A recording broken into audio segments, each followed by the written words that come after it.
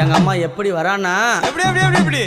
எம்மா பழுத்த சட மார்பில் ஆட பச்சை போனோம் எழுந்தாட பத்தினியால் ஆடி பழுத்த சட மார்பில் ஆட பச்சை போனோம் எழுந்தாட பத்தினியால் ஆடி வருக